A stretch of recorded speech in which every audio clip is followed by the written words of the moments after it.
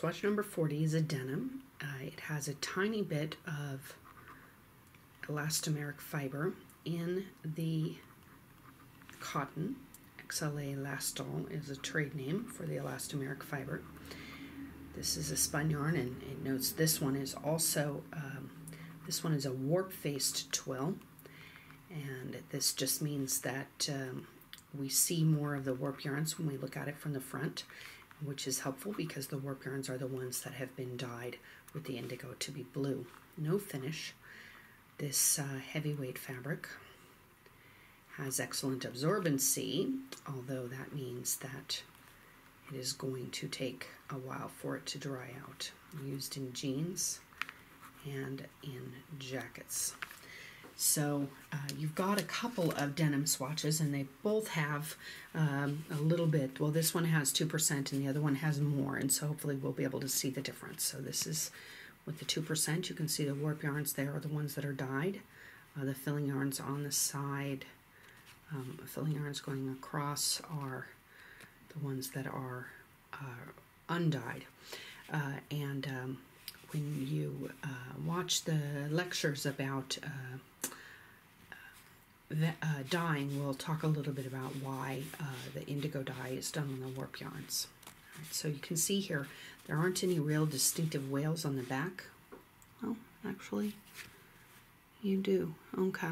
There are wales on the back as well, going in the opposite direction. However, it is warp-faced in the sense that on the one side we see mostly the warp yarns. The second swatch of denim is 80% cotton and 20% of this T100, or is it 400?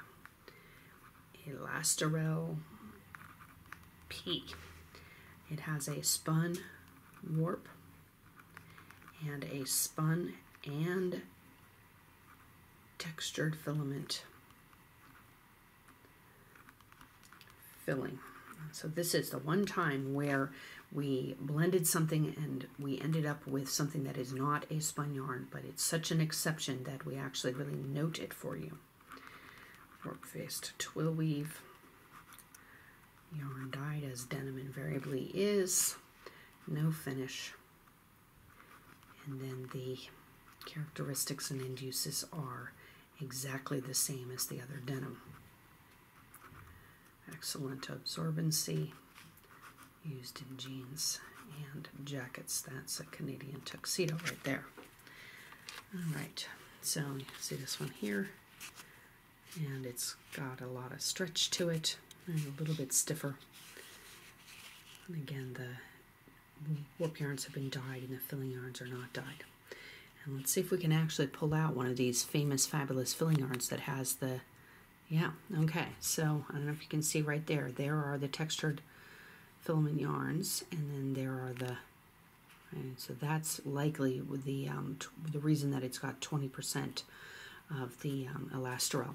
And of course we want it to have the stretch in the filling direction because that's the direction that's wrapping around people's bodies, and some people want it to cling to them.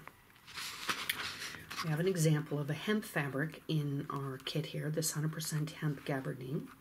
It is a spun yarn, and we're going to look and see how the warp yarns are actually plied, because that's a helpful thing. It is a warp-faced twill. This one was piece dyed because it's just all sort of a cream. It was Shriner calendared, and this will flatten it and smooth it out. Some people believe that hemp is eco-friendly. It really depends on how it's being produced. You cannot make blanket statements about crops because in different regions of the world, different cropping methods are used. And so depending on the part of the world it's been grown in, it may or may not be using more or less water or chemicals. It's really up to the farmer. But in some parts of the world, hemp can be grown without very little, with very little inputs. And so here we can see this is kind of stiff, right? The note that it has been dyed. So even though it looks plain, which is something that some people believe is attractive to consumers interested in sustainability, although research suggests they're really just the same. They want the same fashionable products as everybody else, and that actually these plain products are likely to be less successful, not more. And of course, while it looks like nothing's been done to it, in fact, it has been dyed.